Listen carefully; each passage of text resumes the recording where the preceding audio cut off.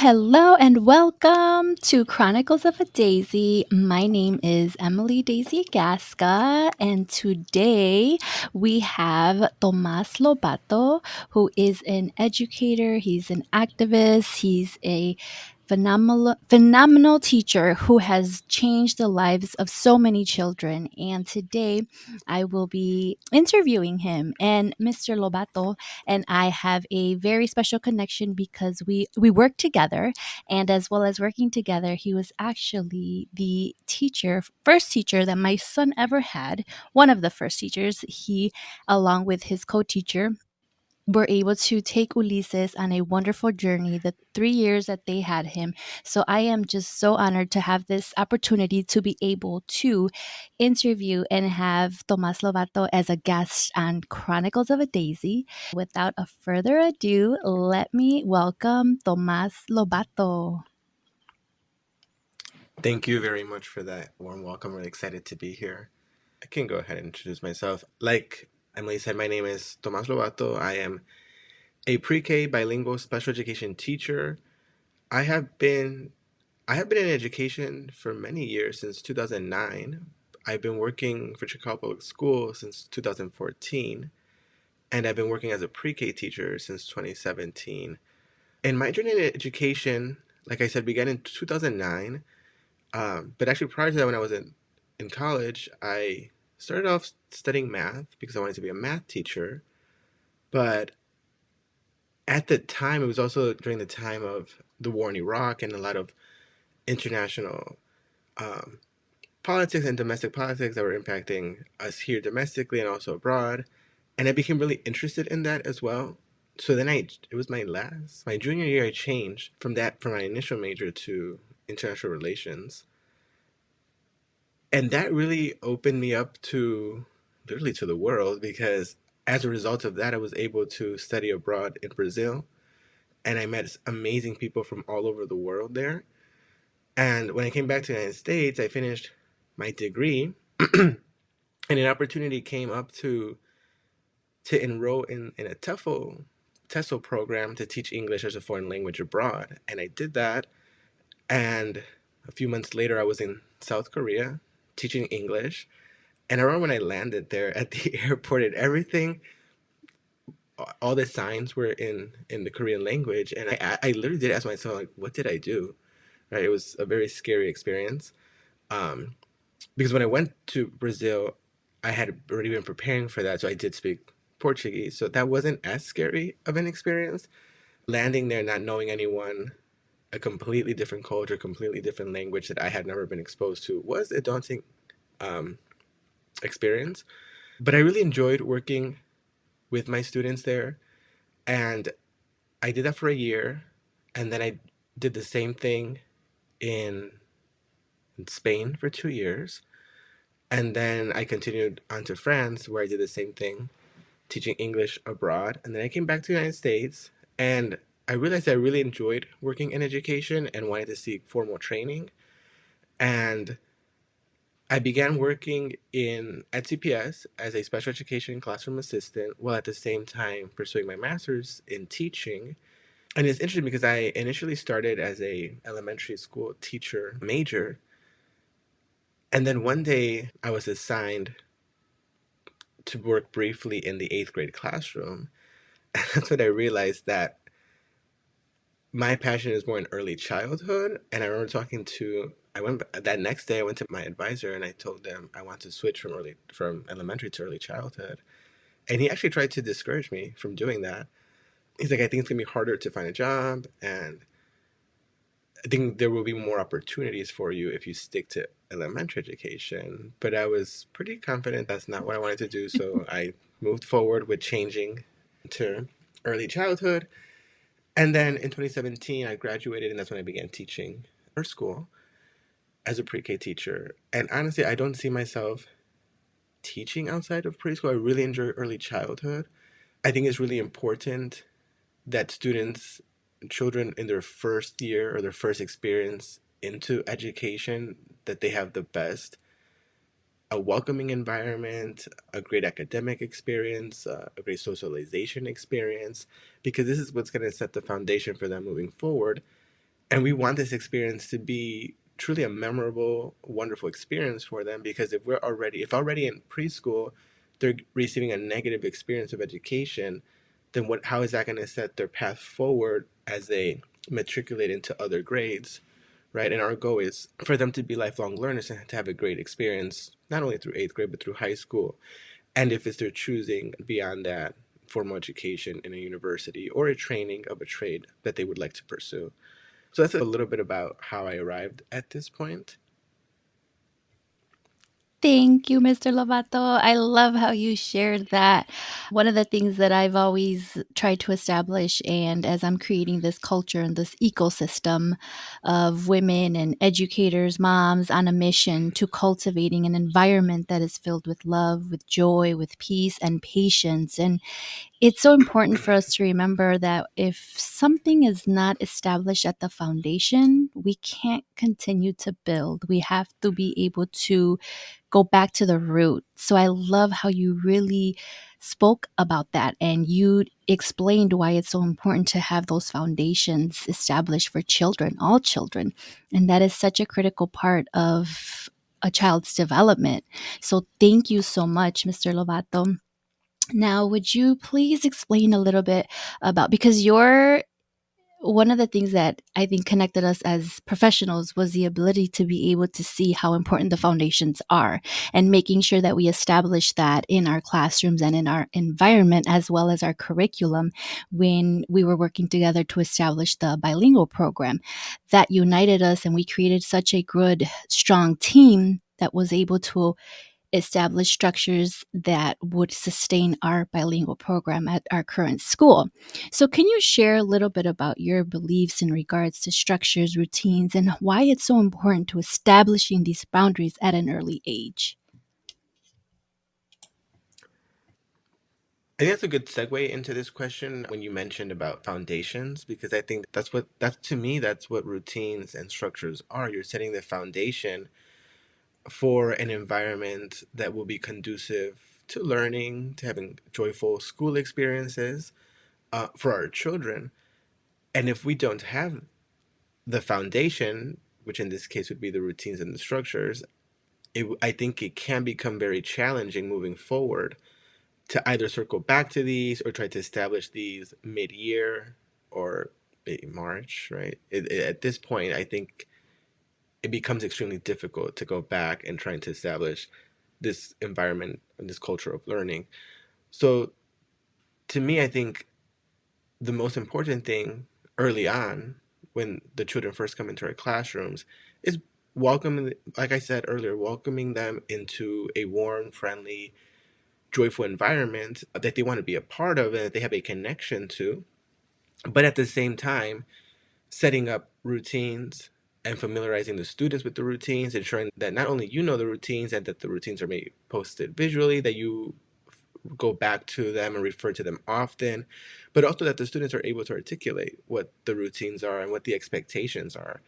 In my pre-K classroom, it's important to have expectations not only around what does it look like when we're at circle time? What does it look like when we're engaging in a read aloud? But also, what does it look like when you're playing at the dramatic play center area? What does it look like when you're playing in the block area? What does it look like when you're working in the sand table or at the art easel? We're very intentional in the classroom about explaining to students what the structures and the expectations are in every part of our classroom, but also as we transition throughout the building, what the expectations are at arrival and dismissal, because safety is also important. And and I think it's important also to, when setting expectations, involving the students in the discussion and asking them what they think is necessary in order for them to be safe, because ultimately the structures and routines are play an important role in safety within the school, within the classroom. As I mentioned, for example, at dismissal, for everyone's safety, we all need to stay together. You need to wait until the teacher calls you, and then you can go with your parent or guardian who's picking you up. And the children really are very understanding of this. This week, we were going out into the hallway, and one student said to the rest of the class, "Oh, we're going outside, voces apagadas," which means voices off. And she said, because other students are learning. And that's important. Like, Yay! Sorry, I just want to it's celebrate that. no, That's beautiful. that is a celebration because not only does that mean that the student knows what the expectation is, but they're empathetic to the learning that's going on within our school environment, and they understand.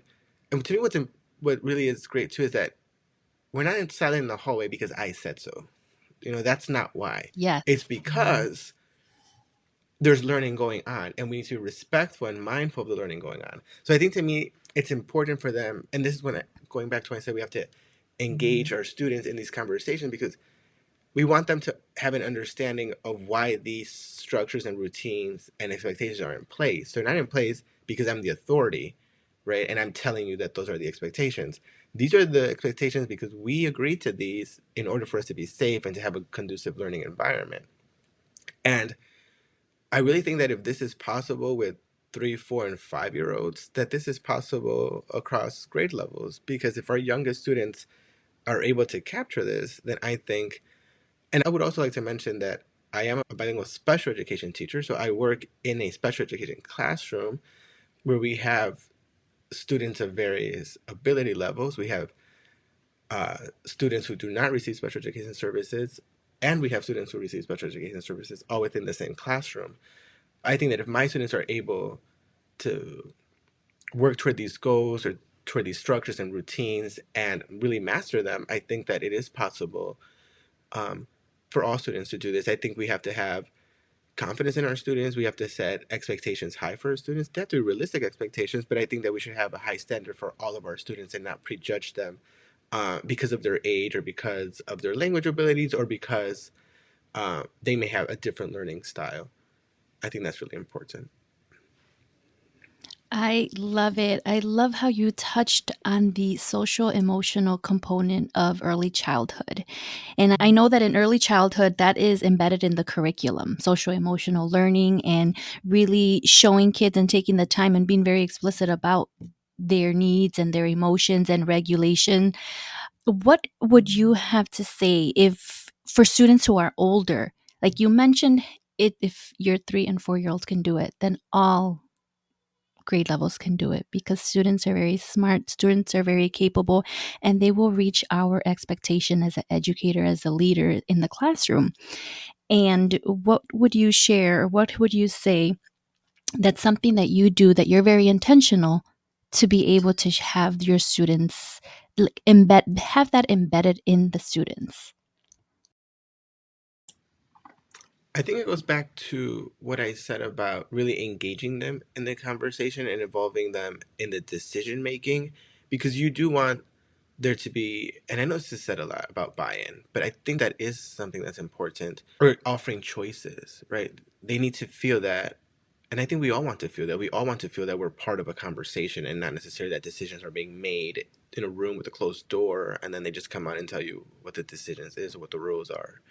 So I think it's important to have them involved in that process. And again, as an early childhood educator, then I also know the importance of not just simply having, not just saying what the expectations or telling them what the schedule is, what the routines are, but having it posted and not just with words, but with visuals. And I think something like visuals is something that we can take across grade levels because, as I mentioned earlier, in our classrooms, the reality is that we have students with different ability levels and different language levels in terms of language proficiency in English. So they might speak. Might have students who speak different languages. I know I have teacher friends who work at schools where at one school there are 36 languages represented within the student body in one school and 5 languages represented in my friend's specific classroom. And this friend does not speak any of those languages. This person is a monolingual teacher. So if we just have expectations, routines, structures, everything posted up only in English with no visual aids, then can we really expect all of our students to understand and be held accountable for what's going on in the classroom? So I think like something like visuals is very important. And I think many teachers often might think that, oh, well, that's like a pre-K thing, or that's a kindergarten thing. But really it's not. Something I'm trying to move away from is like cartoon pictures to more actual photographs. So in my classroom, I have the daily schedule posted, and for many years, I had just the cartoon clip art type of photos.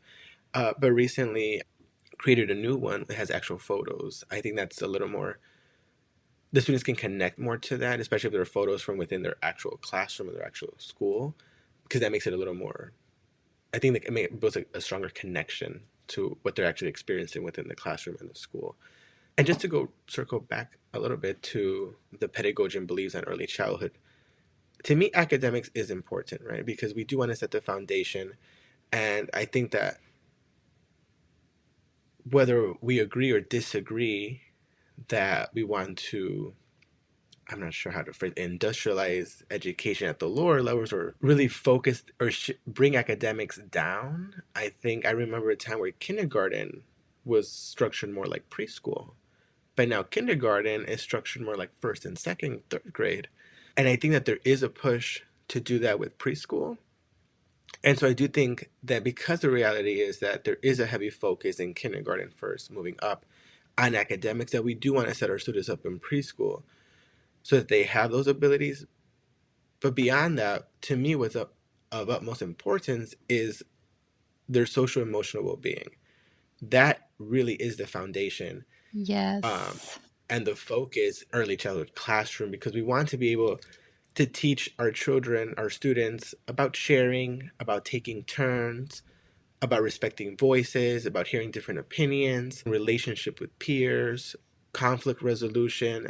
These are skills not only that will be important as they matriculate to other grades, but these are skills that you want to take into your everyday life. I think about just driving on the road and people not knowing how to share the lane or take Yeah. turns, merging. Like maybe they didn't learn this when they were in preschool, but these are skills that are really important. And again, that does not mean we neglect academics, but if I had to rank them, their social and emotional well being will always be the top priority. Oh my goodness, Mr. Lovato, I love that. That is something that needs to be brought to the forefront and amplified. And I worked so many years in a kindergarten classroom and I saw the need for this. But now, as I stepped outside it and my role allowed me to work with students between K and eighth grade, I would even say that this is something that should be at the forefront in throughout their schooling career. We have kids who are in middle school, and like all the things that you mentioned, they don't know how to solve a problem. They don't know how to have those healthy relationships when they disagree or there's an argument or tension. They don't know how to de-escalate. So the emphasis of social emotional learning should actually be expanded beyond early childhood, because as you said, these are the skills that we need every day of our lives. You even brought a perfect example of driving down the road, preventing road rage, people not knowing how to use their signal and just merging lanes and not realizing, oh, there was a car coming. And then they have the audacity to stick up the middle finger or make a comment or say something. Like, if this adult would have had that social emotional learning and training and the words, putting words to their emotions and their feelings, right? We wouldn't be living in I guess, the times that we are living, because it's at an all time high. So I think that goes back to the social emotional component of our curriculum and teachers being very mindful of what we are doing, how we are doing, and intentional with the words that we are choosing to speak to our children and about our children. So thank you so much for sharing that and really being an advocate for our students. And just, I think that as our listeners are listening, challenging them if they have kids that are older and knowing that we still have to be explicit with what we say and how we teach them to solve a problem and to have healthy conversations, debates without getting angry, frustrated, or thinking, oh, he's not my friend anymore because he doesn't agree with me or he doesn't like what I like. Like, no, we can learn to come together, disagree, and respect each other. So, thank you. Is there anything else you would like to add?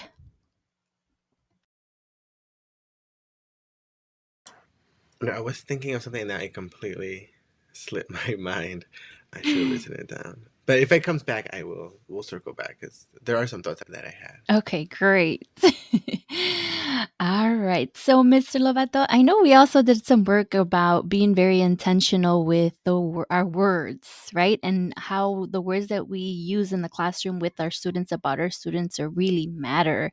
Can you share a little bit more about how you have established this language and how you speak to your children? Because you speak to your children in a level that I would say I have not seen other preschool teachers using those words or being explicit about it. Would you be able to share your pedagogy behind that and the words and how you share a little bit about why you bringing them, engaging them in the conversation, but like what does that actually look like?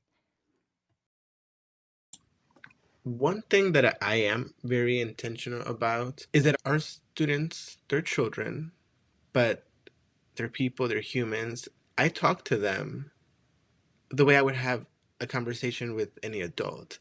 I don't, I'm not a big believer in like the baby talk or like talking down, I guess you could. I've heard some talk that I would consider a little bit condescending sometimes. Um, and again, it kind of goes back to having high expectations and having an understanding and a belief that all of our children are capable of learning, right? And so when I talk to my students, I do talk to them like I would talk to any adult. And if I use complex vocabulary, then I'm a big believer of like if I'm reading a story and there's a vocabulary word that they might not understand.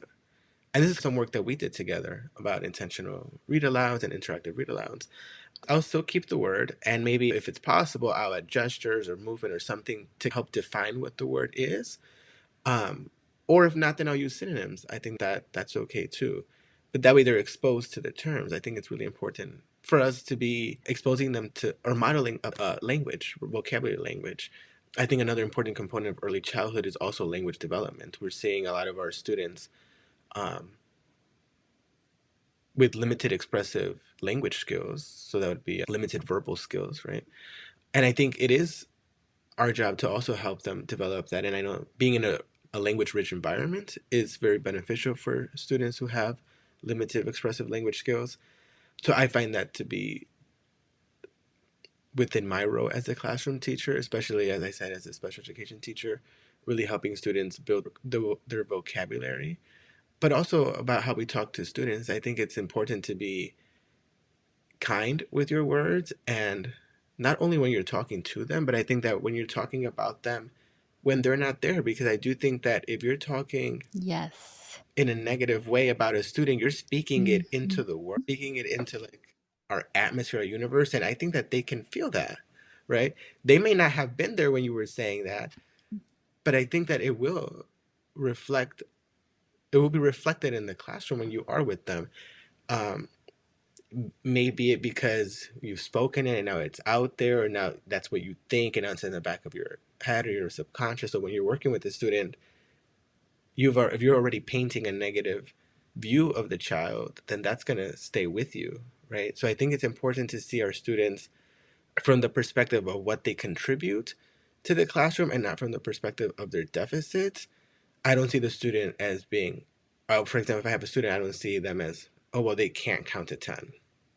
Well, no, I see it from the perspective they can count to six. So we're going to keep working till we can count to 10 or with whatever skill it is that Mhm. you're working with. I think that's really important. Another thing, too, is I think when you're working with children, I think it's important to know that I know earlier I said that we're not dictators within the classroom, right? I think we should be there to facilitate their learning, but at the end of the day, we are the adult in the room. We are responsible for their education. We are responsible for their well-being. We are responsible for their safety. So there are times where I think um, we have to be firm within our classroom, but I always say it's firm and kind. It's not one or the other. You could be both. And in my experience, that has worked within my classroom Mhm. and my experiences with my students. And something that was really sweet was that last year, a student that I had in preschool, I had a student for 2 years because of their age cycle. They were 3 and then they were 4, and then they went into kindergarten. And last year, this student was in second grade, and their second grade teacher had them write a thank you note to whomever they wanted. And that day, the teacher and the student came and knocked on my classroom door, and the student gave me the note and was thanking me for being their teacher and their experience that they had in my classroom. And that really meant a lot because, I mean, several years later, this child has already had like at least 3 other teachers, more because they also go to music and those other classes. So they've had several teachers in those few years since they've been in my classroom, but for them to still remember their experience in my classroom as a positive experience to me is my goal. And that really meant a lot. I really Yeah. So I do think that it is possible to be a kind teacher, but to also be firm within the classroom when it needs to be. You're not gonna. I'm not saying that anyone should be like a dictator or a tyrant within their classroom. That's not. Nobody wants. Was it the Trunchbull from Matilda? That's not the teacher. That should not be your goal to be that. Wow. Oh my goodness, that's beautiful. First of all, celebrate that. That is what every educator wants. You know, that note years later that they still remember that we made an impact in that child's life. And this is what why I created Chronicles of a Daisy, because I want every educator to know that you are that one person who could change the trajectory of a child's life. So don't ever underestimate what you do in the classroom, because you're planting those seeds. You may not see it within that year, but guess what? When they're in second, third, high school, college, they're going to come back and they remember. You talked about being firm and kind. And I think that because you were Ulises' teacher, and that was one of the things that my son definitely needed. And the years that he spent with you in your classroom, his language, I mean, he was really nonverbal. He was developing that as he began preschool. And between those 2.5 years, because he did start like in the middle of the year when he turned 3, and he was there till he was 5, but it was 2.5 years that he was with you.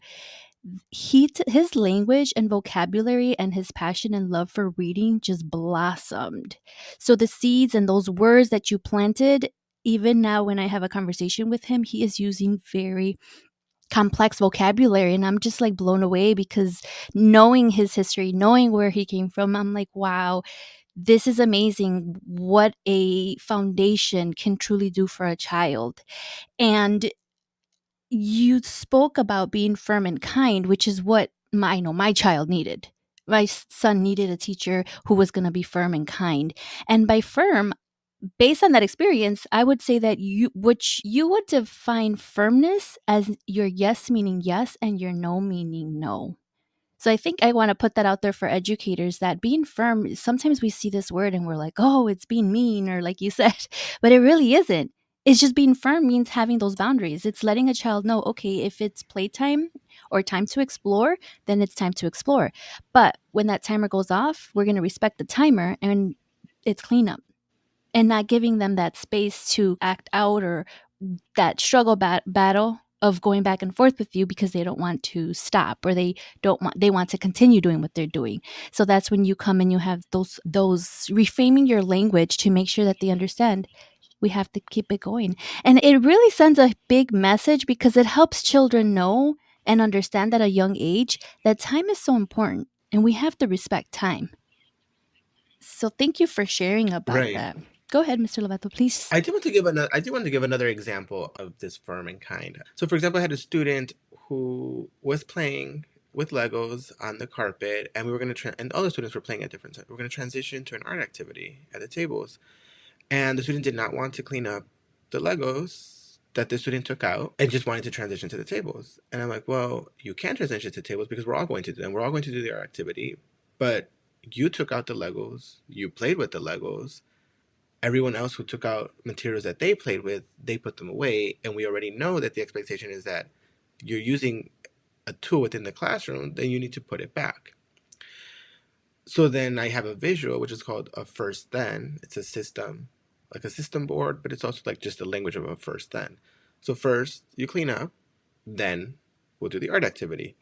And again, it's not about being mean, but it's about the expectation that we're all collaborating and participating and working together within our classroom. So we all have to follow the expectations are, what the expectations are within our classroom. So I also brought the visual of like cleaning up, putting toys into like a bin. And then the student did started putting them away because they see like, okay, they have the visual, they're hearing me say it. And then they understand, well, okay, well, first I have to do this in order to do that. And then once the student started doing it, I asked, oh, do you want me to help you? Because I think the student wanted me to do it, right? But Yes. again, we have to hold them responsible and accountable for their actions. That's how things will function as they move forward. Not just in education, but in life. Correct. So once I saw that he started putting them away, then I said, oh, do you want me to help you? And the student said yes. I'm like, okay, well, let's do it together. So I'm not there, and I don't want the child to spend an hour cleaning while the rest finish the activity, right? It was not going to take an hour, but, and the activity also was not an hour, probably like 20 minutes. But it's not about punishing the student. It's about the student taking initiative Mhm. and responsibility for the work that they need to do. And then I can help because I am there to support. And then we finish, we put it away. I'm like, oh, great, nice work. I like to try to say like good work, nice work. I move away from I like the way you did this because it's not about what I like, right? I'm not. It's Right. not. You're not. It's not to please me. Mm. It's the work that you're accomplishing. So I'm really intentional about moving away from I like the way that you did this or I like the way that you're doing this. It's if I'm gonna do something like that, I would say, oh, I noticed that so and so is doing this. Oh, I noticed that so and so is doing this. Because then those are now I'm just speaking about observations or congratulating someone for their work and not necessarily making it about something that they're doing that is to please me. Because at the end of the day, like I said, this is not to please me. We're not here to make my life easier or for you to, we get to do something that's going to make me happy. It's about your learning experience and your growth and your preparation within our school. That's what it's about. Wow. That is powerful. That is powerful, powerful. And it goes back to what you said earlier about reframing your words. You truly understand, Mr. Lobato, the development of a child's brain. As because as you were speaking, I could just see, as I've been studying a lot about the brain and the child and how the brain develops by the age of 5. You spoke about how you show the child visuals. You spoke, so auditory. And each component is hosted in a different part of the brain. Sometimes our kids can't make those connections because that part of the brain hasn't been strengthened. Those connections haven't been made.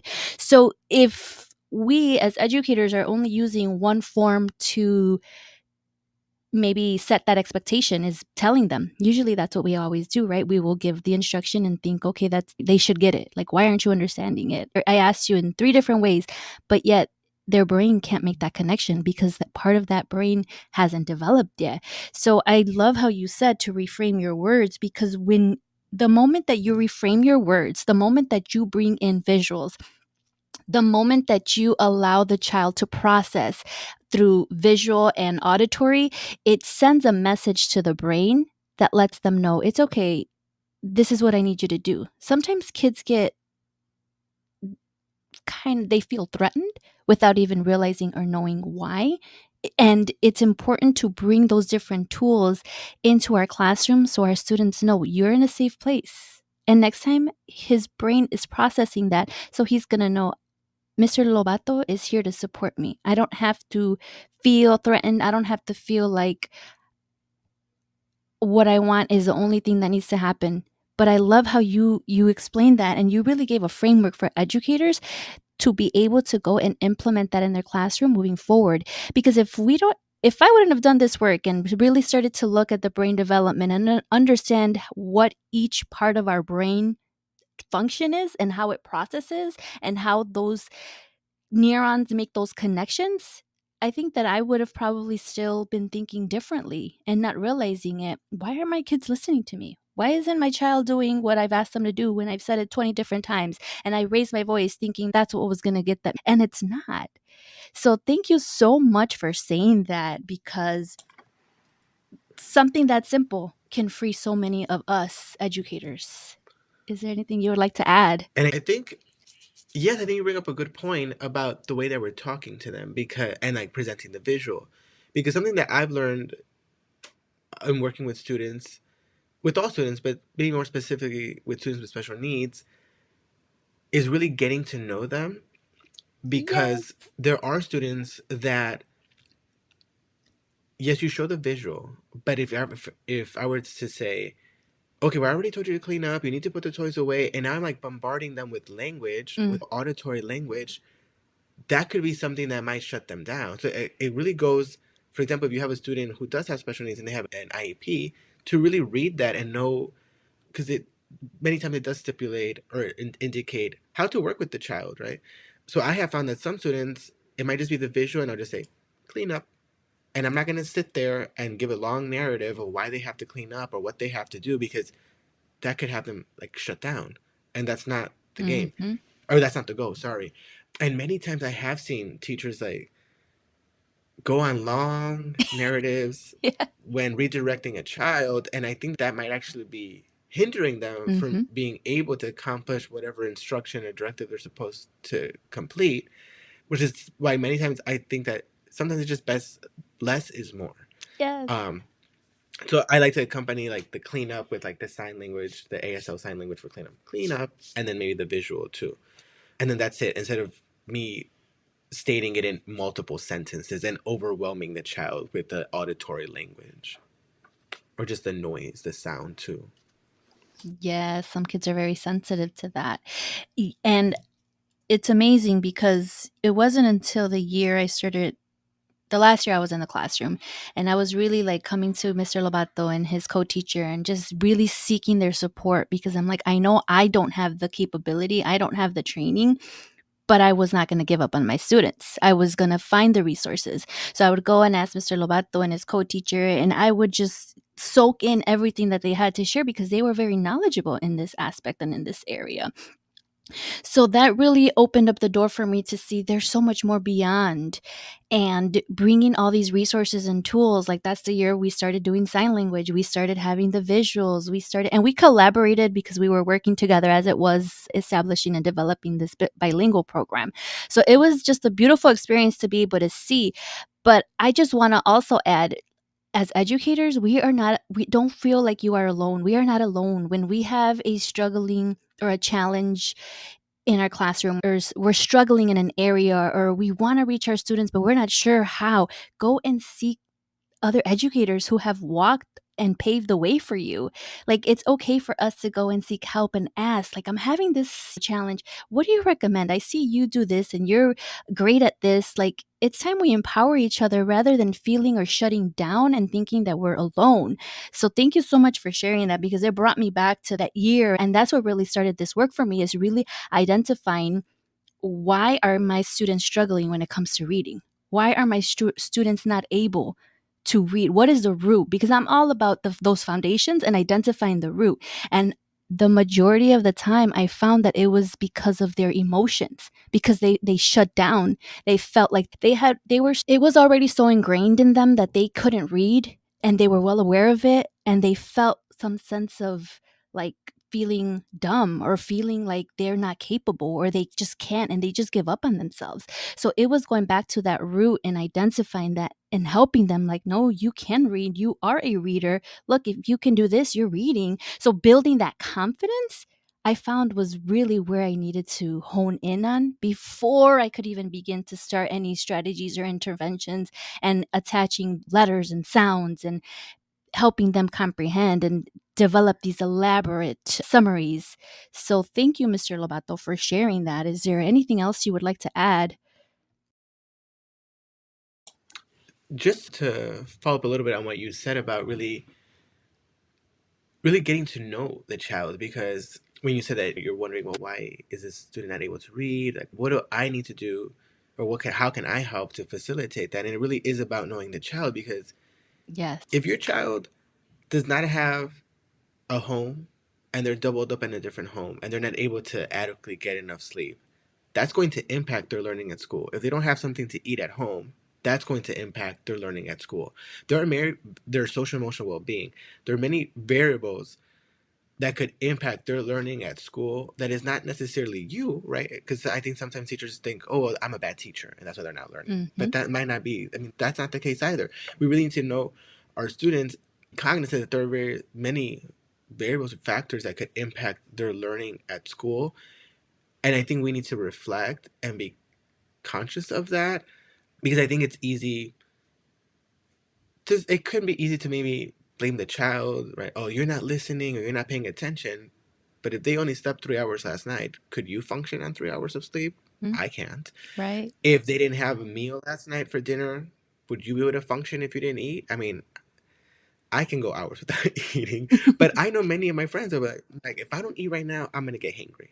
Okay, well, why don't we extend that to children too? Like, Hmm. if we don't know whether, or if you know that they didn't have a meal, then that's going to impact their learning. So we need to be really cognizant about really understanding our children and knowing our children, um, because there are many things that can impact their learning in school, and we shouldn't be quick to take it out on the child or to blame the child. We really need to gain an understanding of the whole child to help them succeed in our classroom and to help address any. I mean, we can't address everything, but we can try. We can, or we can, like you said, we're not in this alone. We have many resources within our building, within our district, Hmm. and even just online, finding folks online that provide resources too. Yes, thank you, Mr. Lovato. Yes, yes, and that this has been amazing to be able. We have been able to provide just practical tools and resources for educators and moms too who are listening, because sometimes at home too, thinking and bringing in visuals will make a difference for our children.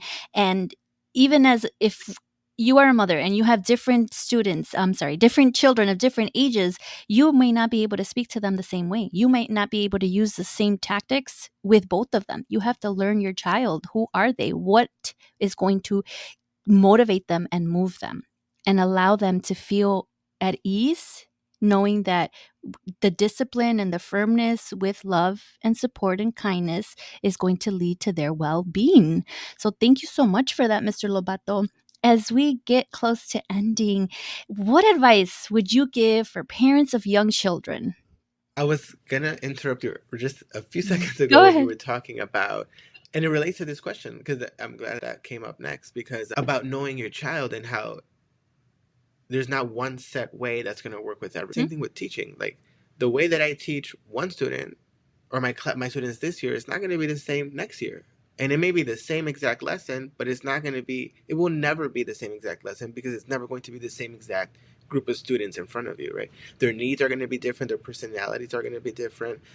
So we do have to cater our instruction, our teaching to the needs of the students that are in front of us. Is, for example, if you're a comedian, you're telling a joke, you're not going to tell one joke in New York City, you're going to tell the same joke in Miami, the same joke in Oklahoma City, the same joke in Texas, California, right? It's going to be different. You're going to cater Yeah. your style to the audience, and we have to do that with our students. And I think that parents need to do that. It would be beneficial if they did that with their children as well. We were talking about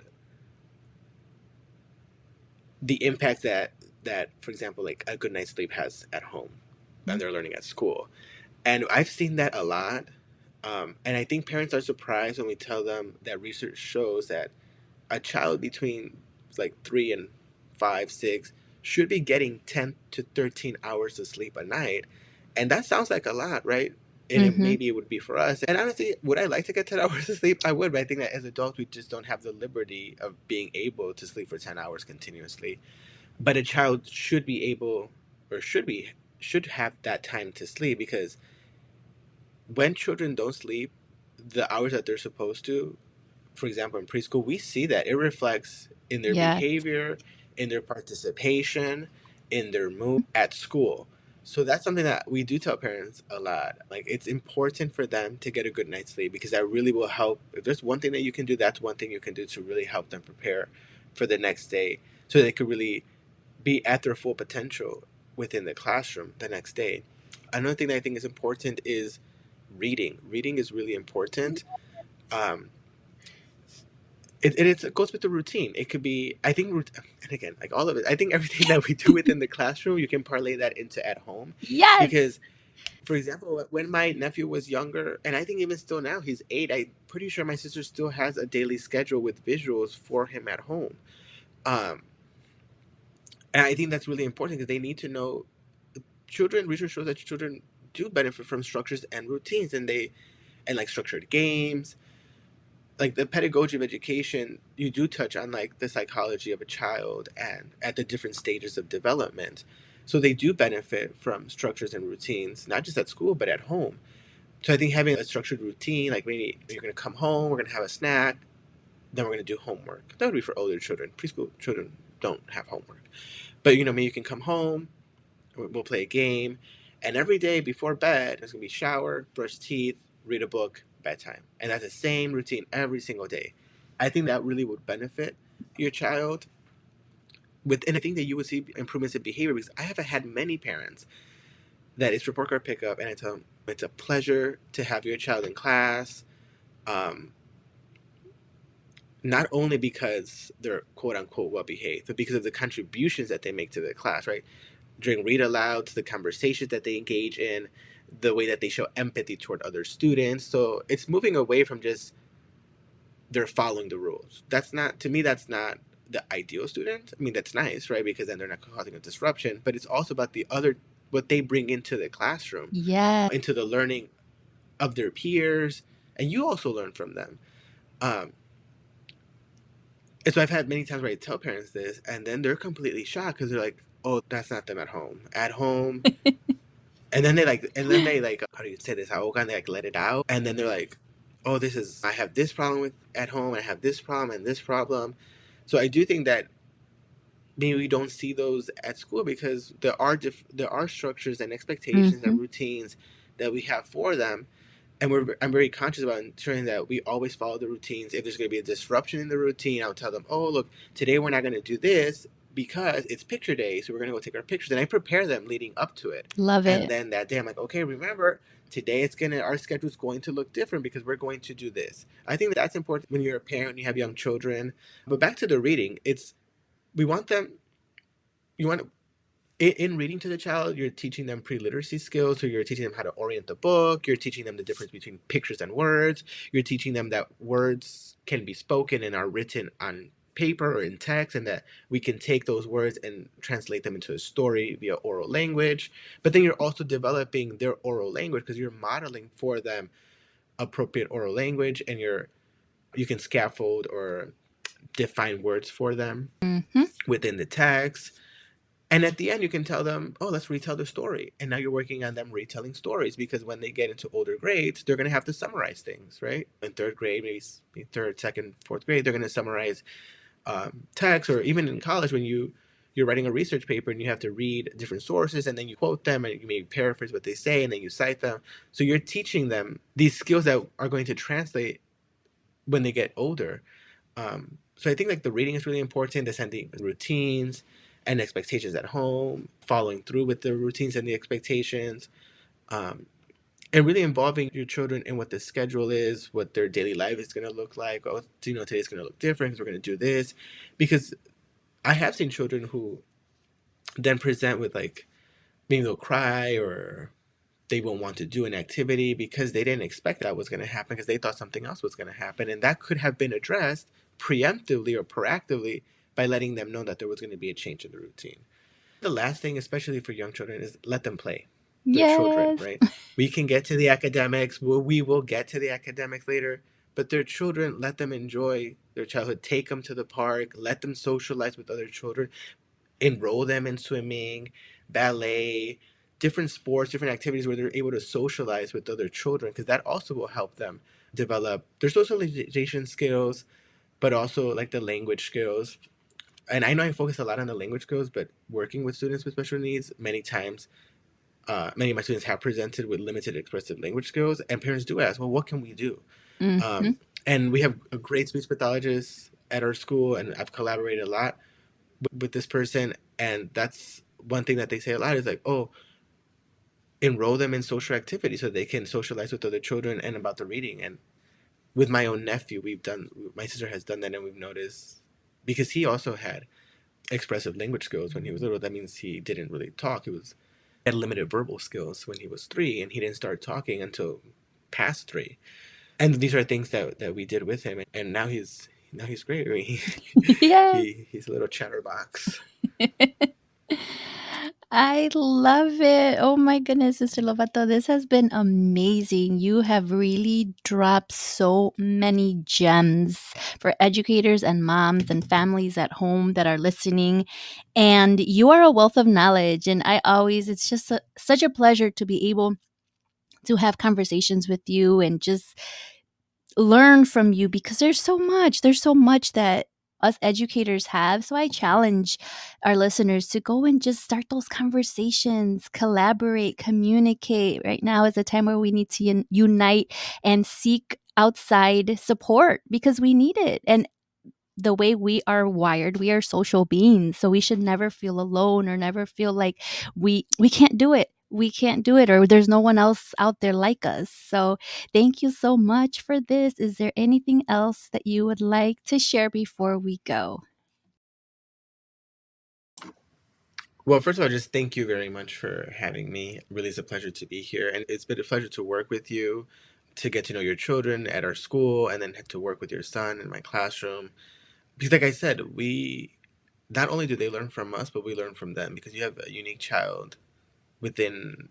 Well, I have 17 unique children in my classroom, but every year we have different children, and you get to learn when working with them, you get to learn about how you get to learn from them and about them, but you Yes. also learn about different methods that you can apply or strategies that you can apply when you're working with other children. And I think that's really important. Really need to see this as a two-way learning. It's not just that they're learning from us. We're not just pouring knowledge into them, but they're also providing it back to us. And I think that's really important. And I think just to double highlight what you said about how we're not alone, right? If you're a teacher, you're not alone. There are many resources out there um, within your classroom. And I think that's one of the benefits that I've gained really, and I'm really thankful for, is being able to work with not just early childhood teachers, but like with clinician staff, with teachers that teach gym or music, art, other resources, and even folks in other types of roles like coaches, um, school leaders, right? These are all people that are there to help because at the end of the day, I think that if we're working in a school environment, we're working in education, ultimately we're working for the well-being of our students and we want them to be successful. We want our school to be successful, and in doing that we're also successful. And there are many people out there who are willing to help. I think I always say we need to ask because Yes. we're not mind readers. So if someone needs help, I don't know that if you need help, you need to ask me. I'm always going to be willing to help.